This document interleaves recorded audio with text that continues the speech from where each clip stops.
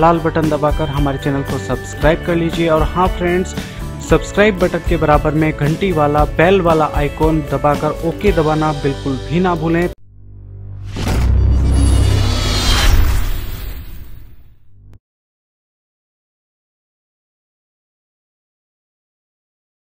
Friends, आज हम आपको बताने जा रहे हैं रामायण में छुपे 10 रहस्य। हमारे कुछ व्यूवर्स इन रहस्यों को जानते होंगे तो बहुत अच्छी बात है, और जो व्यूवर्स इन रहस्यों को नहीं जानते तो उन्हें हम बता देते हैं जिनसे आप अपरिचित हैं। तो चलिए फ्रेंड्स, शुरू करते हैं। फ्रेंड्स, रामायण की लगभग सभी कथाओं से हम परिचित ही हैं, लेकिन इस महाकाव्य में रहस्य बनकर छुपी हैं कुछ ऐसी छोटी छोटी कथाएं जिनसे हम लोग परिचित नहीं हैं। तो आइए जानते हैं वे कौन सी 10 बातें हैं जो रामायण के विषय में हम नहीं जानते हैं। फ्रेंड्स, पहले नंबर पर आती है रामायण श्री राम के जन्म से कई साल पहले लिखी जा चुकी थी। रामायण महाकाव्य की रचना महर्षि वाल्मीकि ने की है। इस महाकाव्य में 24,000 श्लोक, 500 उपखंड और उत्तर सहित 7 कांड हैं। फ्रेंड्स, दूसरे नंबर पर तथ्य आता है कि वाल्मीकि रामायण के अनुसार भगवान श्री राम का जन्म चैत्र मास के शुक्ल पक्ष की 9वीं तिथि को पुनर्वसु नक्षत्र में कर्क लग्न में हुआ था। उस समय सूर्य, मंगल, शनि, गुरु और शुक्र ग्रह अपने अपने उच्च स्थान में विद्यमान थे तथा लग्न में चंद्रमा के साथ गुरु विराजमान थे। यह सबसे उत्कृष्ट ग्रह दशा होती है। इस घड़ी में जन्म बालक अलौकिक होता है। तीसरे नंबर पर फैक्ट आता है कि जिस समय भगवान श्री राम वनवास गए उस समय उनकी आयु लगभग 27 वर्ष थी। जी हाँ फ्रेंड्स, 27 इयर्स। राजा दशरथ श्री राम को वनवास नहीं भेजना चाहते थे, लेकिन वे वचनबद्ध थे। जब श्री राम को रोकने का कोई उपाय नहीं सूझा तो उन्होंने श्री राम से यह भी कह दिया कि तुम मुझे बंदी बनाकर स्वयं राजा बन जाओ। चौथे नंबर पर आता है कि रामायण के अनुसार समुद्र पर पुल बनाने में 5 दिन का समय लगा। पहले दिन वानरों ने 14 योजन, दूसरे दिन 20 योजन, तीसरे दिन 21 योजन, चौथे दिन 22 योजन और 5वें दिन 23 योजन पुल का निर्माण किया। इस प्रकार कुल 100 योजन लंबाई का पुल समुद्र पर बनाया गया, जिसकी चौड़ाई लगभग 10 योजन मानी जाती है। एक योजन में लगभग 13 से 16 किलोमीटर की दूरी मानी जाती है।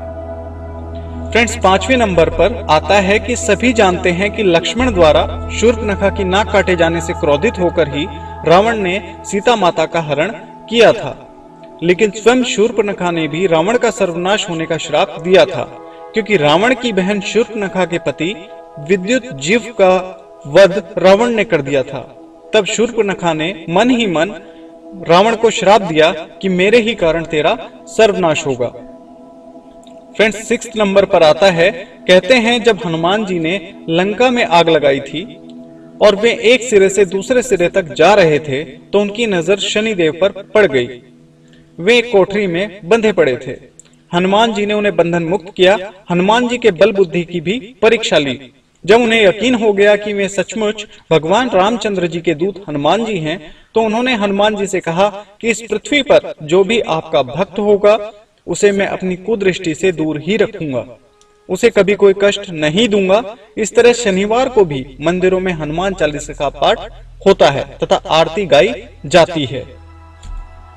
फ्रेंड्स, 7वें नंबर पर आता है, जब खरदूषण मारे गए तो एक दिन भगवान रामचंद्र जी ने सीता जी से कहा, प्रिय, अब मैं अपनी लीला शुरू करने जा रहा हूँ। खरदूषण मारे गए। शूर्पणखा जब यह समाचार लेकर लंका जाएगी तो रावण आमने सामने की लड़ाई तो नहीं करेगा, बल्कि कोई ना कोई छल करेगा, और मुझे अब दुष्टों को मारने के लिए लीला करनी है। जब तक मैं पूरे राक्षसों को इस धरती से नहीं मिटा देता तब तक तुम अग्नि की सुरक्षा में रहो। भगवान रामचंद्र जी ने उसी समय अग्नि प्रज्वलित की और सीता माता भगवान जी की आज्ञा लेकर अग्नि में प्रवेश कर गई। सीता माता जी के स्थान पर ब्रह्मा जी ने सीता जी के प्रतिबिंब को ही सीता जी बनाकर उनके स्थान पर बिठा दिया।